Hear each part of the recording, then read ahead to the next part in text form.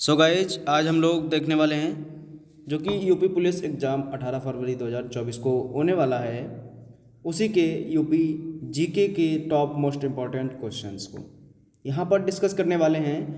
तो वीडियो काफ़ी इंपॉर्टेंट होने वाली है बच्चों आप लोगों के लिए, तो इस वीडियो को पूरा ज़रूर देखिएगा और प्लीज़ वीडियो को स्किप मत करिएगा क्योंकि एग्ज़ाम सर पर है बिल्कुल। और आप लोगों को बता दें कि अगर ये हमारी वीडियो आपको अच्छी लगे तो प्लीज़ वीडियो को लाइक शेयर कमेंट जरूर करें, और चैनल पर नए हों और जिन बच्चों ने अभी तक चैनल को हमारे चैनल सब्सक्राइब नहीं किया है तो प्लीज़ चैनल को सब्सक्राइब करें और बेल आइकन की घंटी को प्रेस करना ना भूलें।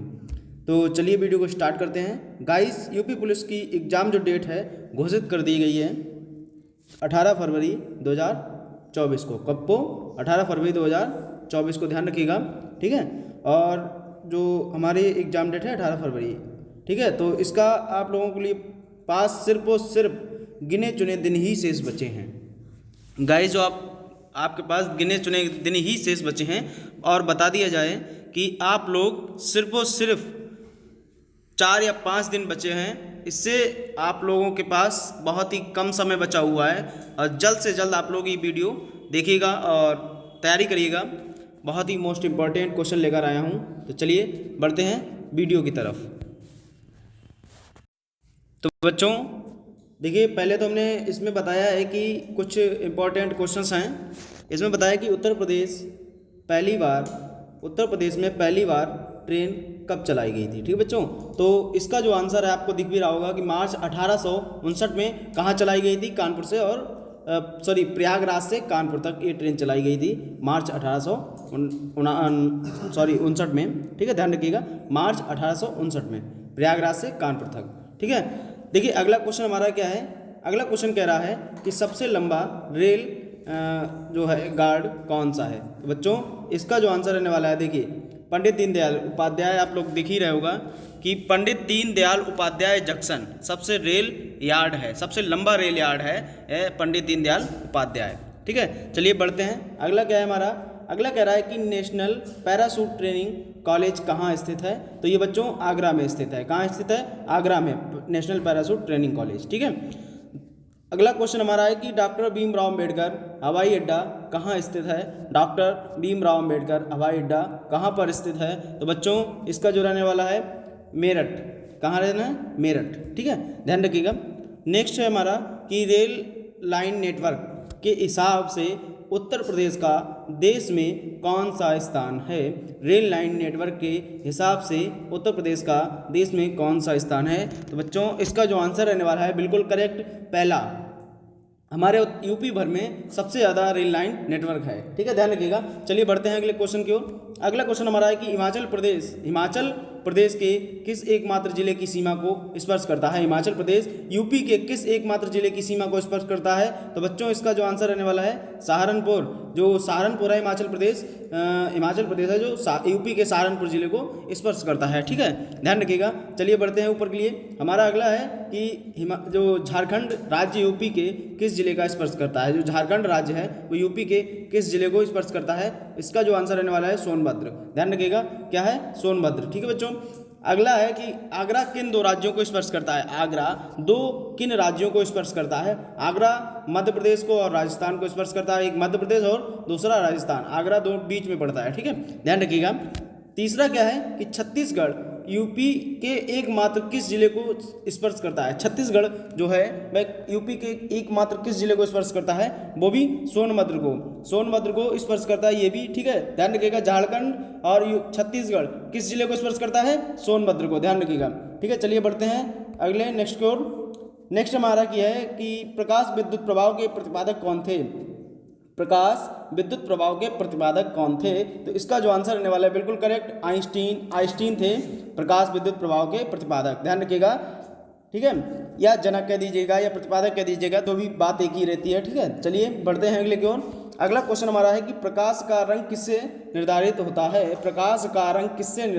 है। तो बच्चों इसका जो आंसर रहने वाला है बिल्कुल करेक्ट, तरंग दैर्घ्य से प्रकाश रंग का निर्धारित होता है, ठीक है। चलिए ऊपर की ओर बढ़ते हैं। अगला है हमारा कि इंद्रधनुष रंगों का सही क्रम क्या होता है। इंद्रधनुष रंगों का सही अनुक्रम क्या होता है? तो ध्यान रखिएगा, इंद्रधनुष में सबसे पहले बैंगनी होता है, सॉरी क्या हो गया, हाँ सबसे पहले बैंगनी होता है, फिर जामुनी होता है, फिर नीला होता है, फिर हरा होता है, फिर पीला होता है, नारंगी और एवं लाल भी होता है। ये 6 रंग होते हैं, सॉरी 7 रंग होते हैं। ठीक है, ध्यान रखिएगा, कितने रंग? 7 रंग, पहला, दूसरा, तीसरा और चौथा और पांचवा, छठा, एक सातवां। ठीक है, ध्यान रखिएगा। चलिए अगला क्या है हमारा कि एक समतल दर्पण की वक्रता त्रिज्य कितनी होती है? ध्यान रखिएगा, इसका जो आंसर है अनंत। एक समतल दर्पण की वक्रता त्रिज्या अनंत होती है। ठीक है, ध्यान रखिएगा।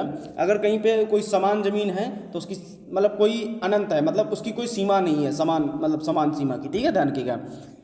अगला है कि कोई व्यक्ति अपने से बड़ा प्रतिबिंब किस दर्पण को देख सकता है? कोई भी व्यक्ति अपने से बड़ा प्रतिबिंब किस दर्पण को में देख सकता है? अवतल दर्पण में। ध्यान रखिएगा, इसका जो राइट आंसर रहेगा अवतल दर्पण में। ठीक है, ध्यान रखिएगा। तो अगला हमारा है कि दूरबीन का आविष्कार किसने किया था? दूरबीन का आविष्कार किसने किया था? इसका जो आंसर रहने वाला है बच्चों गैलीलियो ने। आप ध्यान रखिएगा, ये यूपी पुलिस का मोस्ट इंपॉर्टेंट सवाल है, वेरी वेरी इंपॉर्टेंट सवाल है। दूरबीन का आविष्कार किसने किया था? गैलीलियो ने। ध्यान रखिएगा। ठीक है, चलिए बढ़ते हैं अगले क्वेश्चन की ओर। अगला क्वेश्चन हमारा है कि सूर्य का प्रकाश या सूर्य के प्रकाश को पृथ्वी पर पहुंचने में कितना समय लगता है? ये बहुत वेरी इंपॉर्टेंट है। ये 2018 में भी आया था यूपी पुलिस कांस्टेबल की भर्तियों में। ठीक है, तो क्या कह रहा है कि सूर्य के प्रकाश को पृथ्वी पर पहुंचने में कितना समय लगता है? ध्यान रखिएगा, लगभग 8.2 मिनट, मतलब 8.2 मिनट लगता है। कितना लगता है? 8.2 मिनट। ठीक है, ध्यान रखिएगा, कितना? 8.2 मिनट। ठीक है, अगला है हमारा कि प्राथमिक रंग कौन कौन से होते हैं? प्राथमिक रंग कौन कौन से होते हैं? मतलब आपने प्राइमरी स्कूल में भी देखा होगा, लाल, हरा और नीला। ठीक है, कितना होता है? लाल, हरा और नीला। ठीक है, ध्यान रखिएगा।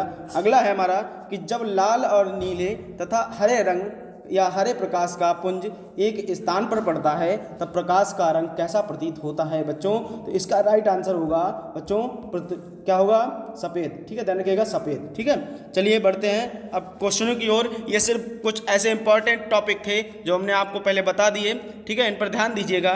चलिए ऊपर क्वेश्चनों की ओर बढ़ते हैं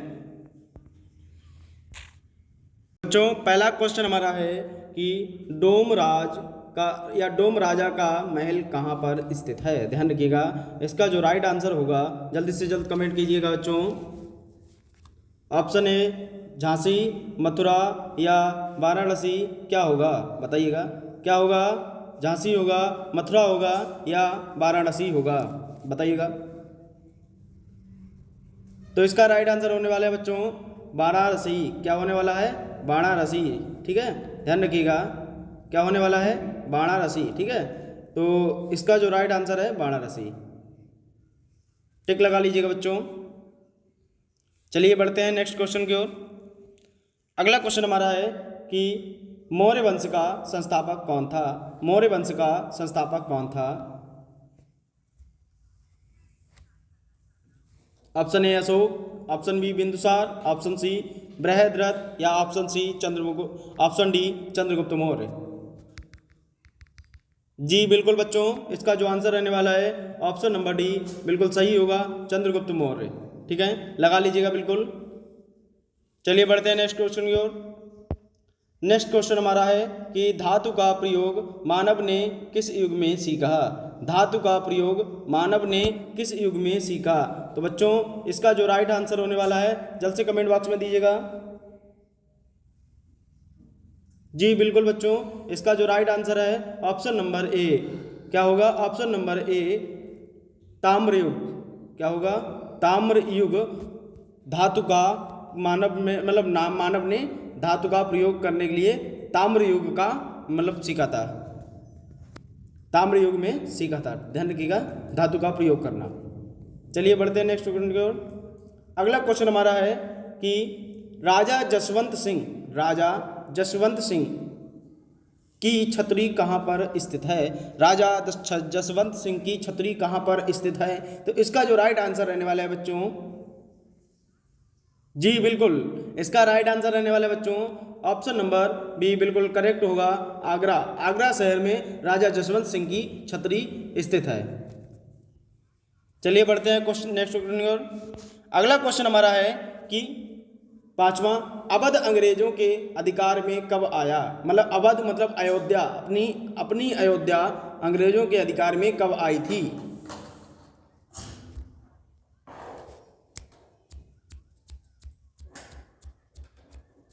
जी बिल्कुल करेक्ट बच्चों, ऑप्शन नंबर सी बिल्कुल करेक्ट होगा। 6 सितंबर 1857 में, 6 सितंबर 1857 में कब आई थी? अब 6 सितंबर 1857 में। चलिए बढ़ते हैं नेक्स्ट क्वेश्चन की ओर। अगला क्वेश्चन हमारा है कि उर्दू का प्रथम नाटक इंद्रसभा कब और किसके द्वारा लिखा गया था? इंद्रसभा, जी बिल्कुल बताइए। ऑप्शन नंबर ए गिरजाधर होगा, ऑप्शन नंबर बी मियां अमानत, या ऑप्शन नंबर सी महावत खान, या option number D Roshan Lal. जी बिल्कुल करेक्ट बच्चों, इसका जो राइट आंसर रहने वाला है ऑप्शन नंबर बी बिल्कुल करेक्ट होगा। ठीक है, ध्यान रखिएगा, मियां अमानत सन 1857 में इन्होंने लिखा था। ठीक है, मियां अमानत ने लिखी थी इंद्रसभा नामक उर्दू। ठीक है, उर्दू में लिखी थी। इंद्रसभा नामक एक नाटक था, उसको इन्होंने उर्दू में लिखा था 1835 में, ध्यान रखिएगा। ठीक है, चलिए बढ़ते हैं अगले क्वेश्चन की ओर। अगला क्वेश्चन हमारा है कि शेर शाह के कलिंजर आक्रमण के समय वहां का शासक कौन था? Option A Birwan, option B Kirat Singh, option D C Purnimal, या ऑप्शन डी मालदेव। बिल्कुल करेक्ट बच्चों, इसका जो राइट आंसर रहने वाला है ऑप्शन नंबर बी बिल्कुल करेक्ट होगा, क्योंकि कीरत सिंह जो थे वहाँ के शासक थे। कौन थे? कीरत सिंह वहाँ के शासक थे शेर शाह के कलिंजर आक्रमण के समय। चलिए बढ़ते हैं नेक्स्ट क्वेश्चन की ओर। अगला क्वेश्चन हमारा है कि स्वतंत्र भारत के प्रथम प्रधानमंत्री किस प्रदेश से थे?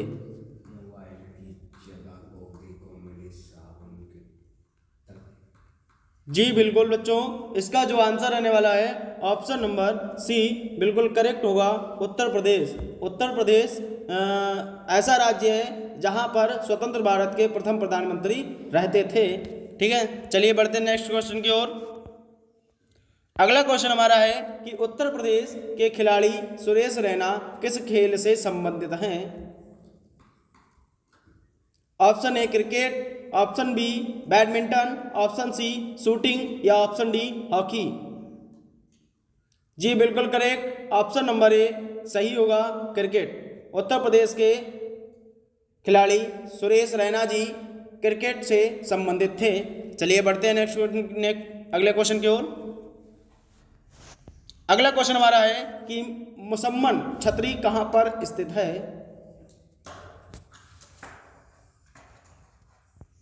जी बिल्कुल करेक्ट बच्चों, इसका जो राइट आंसर रहने वाला है ऑप्शन नंबर बी बिल्कुल सही होगा, लाल किले, आगरा के लाल किले में यह मतलब स्थित है मुसम्मन की छतरी।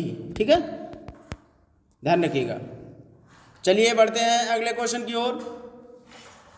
अगला क्वेश्चन हमारा है कि क्वेश्चन नंबर 11 कह रहा है कि उत्तर प्रदेश में स्वतंत्र भारत से मत्स्य विभाग की स्थापना किसकी अधीनता में और कब की गई? ठीक है, तो इसका जो राइट आंसर रहने वाला है option number A Shri P K. होगा, या डॉक्टर बी रेड्डी होगा, या डॉक्टर बी सुंदरराज मत्स्य विकास अधिकारी होगा, या डॉक्टर नंबर डी या option number D doctor Subramaniam Swamy होगा। जी बिल्कुल करेक्ट बच्चों, इसका जो राइट आंसर रहने वाला है option number C doctor B Sundararaj मत्स्य विकास अधिकारी थे। ठीक है, और उन्होंने इसकी स्थापना 1947 में की थी, ध्यान रखिएगा। चलिए बढ़ते हैं अगले क्वेश्चन की ओर। अगला क्वेश्चन हमारा है कि कौन सी इमारत विश्व के 7 आश्चर्यों में से एक है? जी बिल्कुल करेक्ट बच्चों, इसका जो राइट आंसर रहने वाला है ऑप्शन नंबर ए बिल्कुल करेक्ट होगा, ताजमहल। ताजमहल विश्व के 7 आश्चर्यों में से एक इमारत ऐसी है जो बहुत ही आश्चर्यचकित है। चलिए बढ़ते हैं अगले क्वेश्चन की ओर। अगला क्वेश्चन हमारा रहने वाला है बहुत ही सरल, सिंपल और वेरी वेरी इंपॉर्टेंट क्वेश्चन है ये, ठीक है, ध्यान रखिएगा। इस क्वेश्चन कह रहा है कि 182 ईस्वी पूर्व के युद्ध में यूनानी योद्धा मेनांडर ने उत्तर प्रदेश के किस नगर में कब्जा किया था, ठीक है, इसका आंसर बताइएगा। जी बिल्कुल करेक्ट बच्चों, इसका जो राइट आंसर रहने वाला है ऑप्शन नंबर डी बिल्कुल करेक्ट होगा, मथुरा में। किसमें? मथुरा में, ध्यान रखिएगा। कहाँ हुआ था? मथुरा में। 182 ईस्वी पूर्व यूनानी योद्धा मेनांडर ने उत्तर प्रदेश के मथुरा में कब्जा किया था। किसमें? मथुरा में, ध्यान रखिएगा। ऑप्शन नंबर डी बिल्कुल करेक्ट होगा। चलिए बढ़ते हैं अगले क्वेश्चन की ओर। अगला क्वेश्चन बच्चों हमारा रहने वाला है कि उत्तर प्रदेश में स्थित मंगलगढ़ दुर्ग अमीरपुर किस काल में बनवाया गया था? तो इसका राइट आंसर बच्चों बताइएगा। ऑप्शन ए गुप्त काल, ऑप्शन बी चंदेला काल, ऑप्शन डी मुगल काल या ऑप्शन डी कुषाण काल। जी बिल्कुल करेक्ट बच्चों, बताइएगा। इसका जो राइट आंसर रहने वाला है ऑप्शन नंबर बी बिल्कुल करेक्ट होगा, चंदेला काल।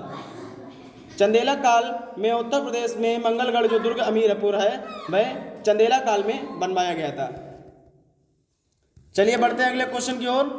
अगला क्वेश्चन हमारा है और लास्ट क्वेश्चन है ये हमारा कि उत्तर प्रदेश के मेरठ नगर में प्रथम स्वतंत्रता संग्राम का प्रारंभ कब हुआ? कह रहा है कि उत्तर प्रदेश के मेरठ नगर में प्रथम स्वतंत्रता संग्राम का प्रारंभ कब हुआ, ठीक है। तो बच्चों इसका जो राइट आंसर रहने वाला है जल्द से जल्द कमेंट बॉक्स में बताइएगा। ऑप्शन नंबर डी बिल्कुल करेक्ट होगा, 10 मई सन 1857 में, 1857 में, ठीक है। जय हिंद, जय भारत, धन्यवाद, राधे राधे।